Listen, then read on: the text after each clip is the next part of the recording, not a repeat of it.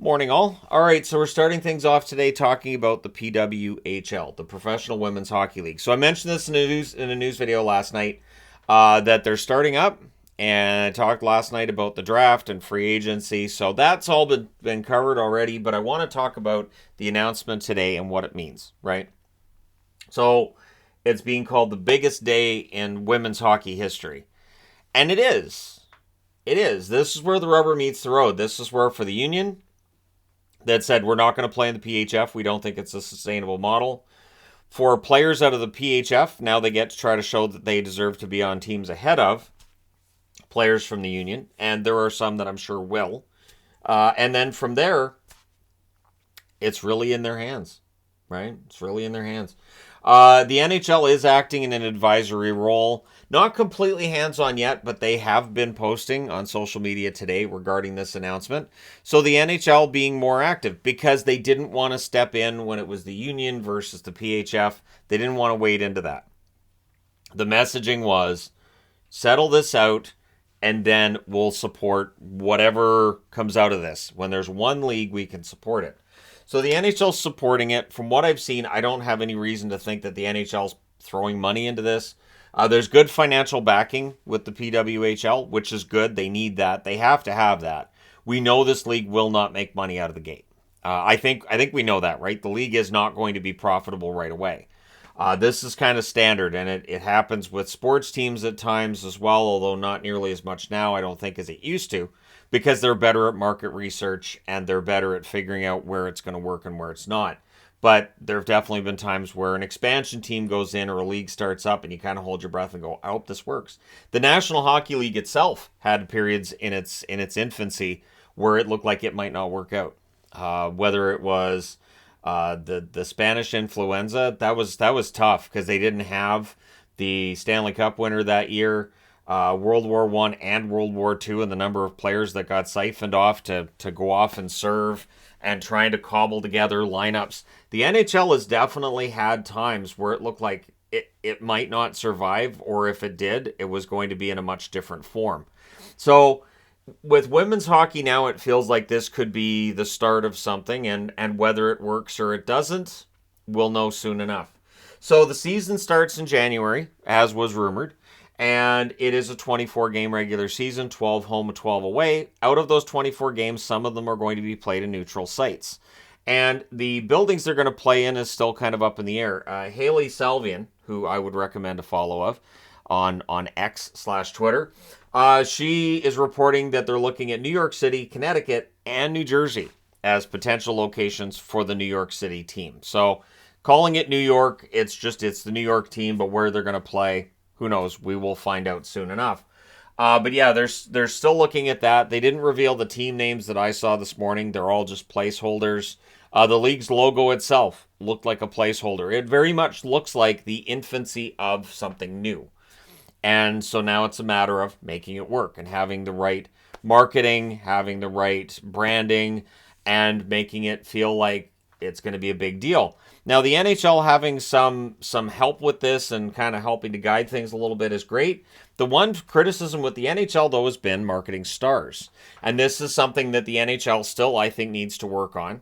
And it's something that the PWHL has as its challenge. You have to sell your fan base, your whatever demographics supporting your league. You have to sell them on these star players and, on the idea that people need to pay for tickets and see this. They are intending to stream every single game. It's only 6 teams, so you're going to have a maximum of 3 games on any given day. So I don't think that streaming every game should be a problem, but it's a matter of finding the right streaming service and making sure you have as many eyeballs on it as possible. I know with the PHF, there was a lot of talk about how many people were watching on streaming, but that doesn't really translate to a business model that works necessarily.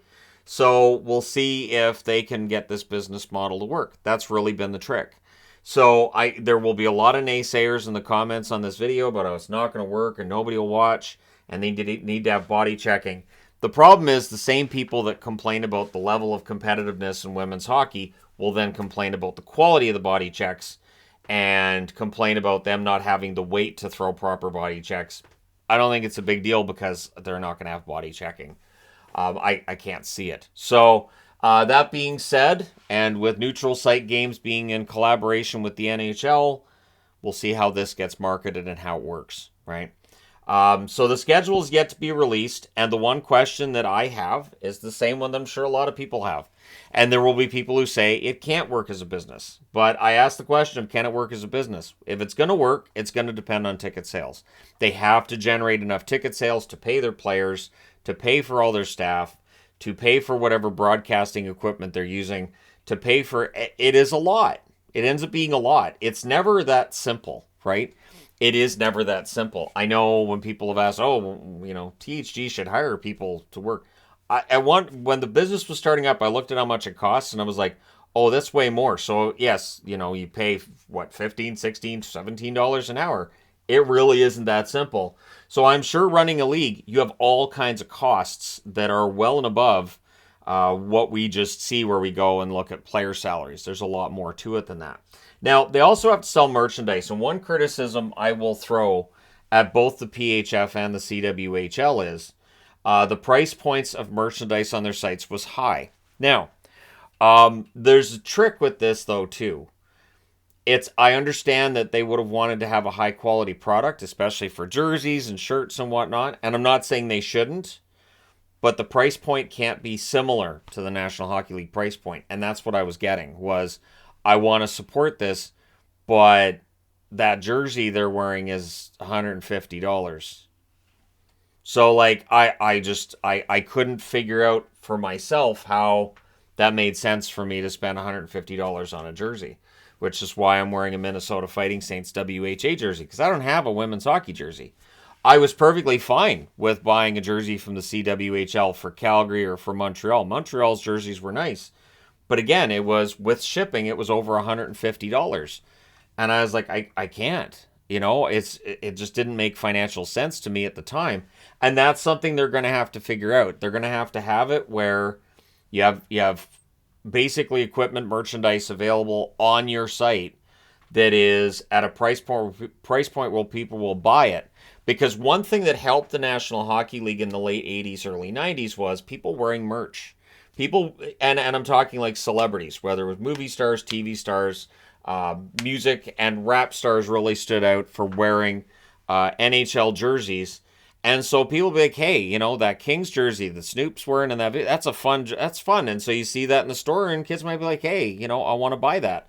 So the NHL was making money off of it and maybe converting new hockey fans as a result, right? And that's important. So they need to make sure that whatever branding these teams get, that it looks really nice. That when the 6 logos are released for these new teams, they look really, really good. And, as fans, we say, hey, that's fantastic. I really, I want one of those. I want one of those jerseys. I want one of those hats. And that's something they have to have. They have to have really good merchandise people. They have to have that design. And I don't think they've had it. Like when the Union was doing their tour and they had the basically Union shirts with like Sonnet at the bottom or whoever the advertiser was that paid for those teams.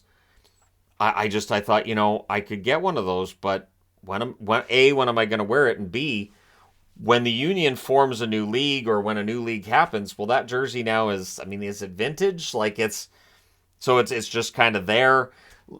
And again, you have to have it where people want the item. It's a nice item. And with the jerseys, very often it hasn't necessarily been great. Now the Boston Pride, that logo was fantastic. If they bring back some form of that, I don't think anybody's going to complain.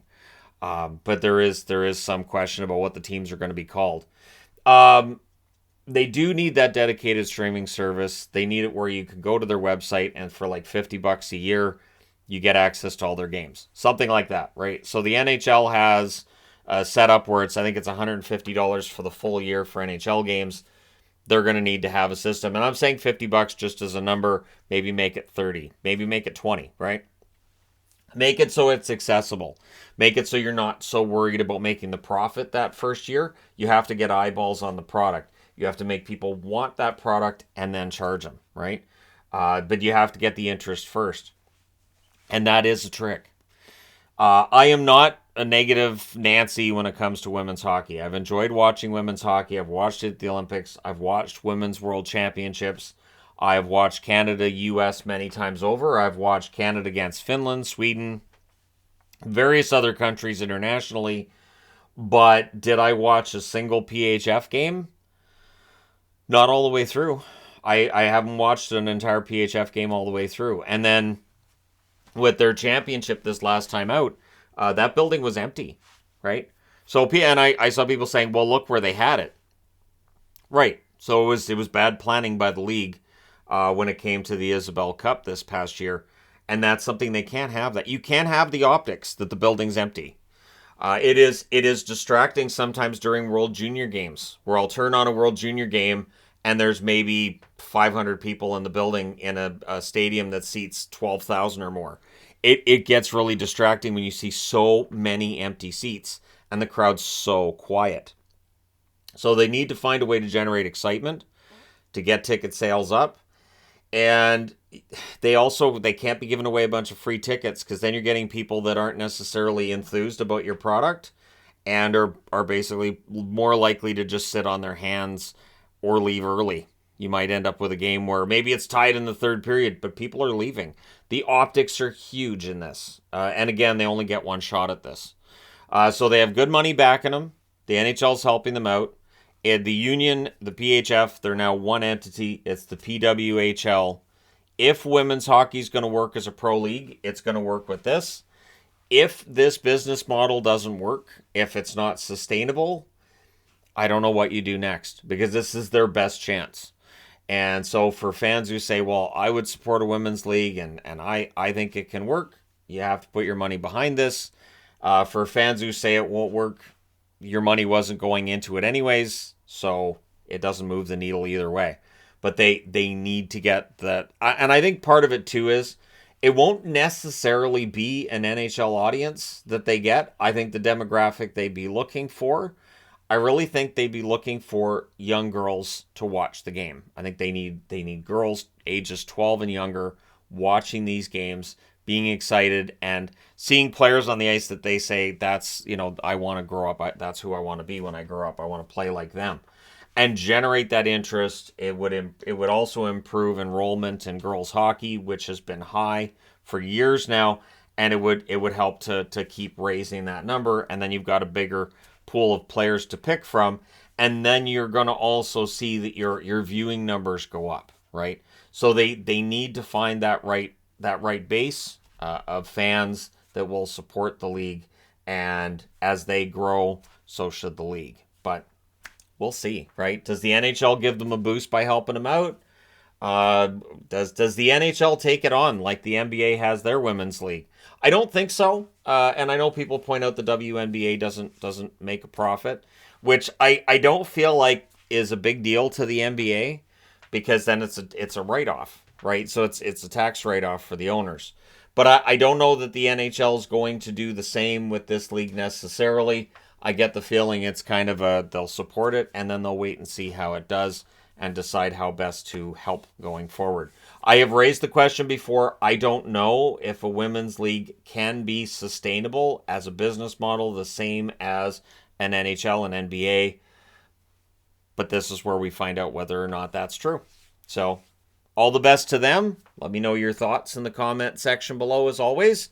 Don't forget to hit like and subscribe if you're browsing your way through. You just happened upon this video. And absolutely, I'm in favor of a Minnesota Fighting Saints return for the Minnesota team. I'm fine with that. But let me know your thoughts. Thank you guys so much for all your support. I will talk to you again soon.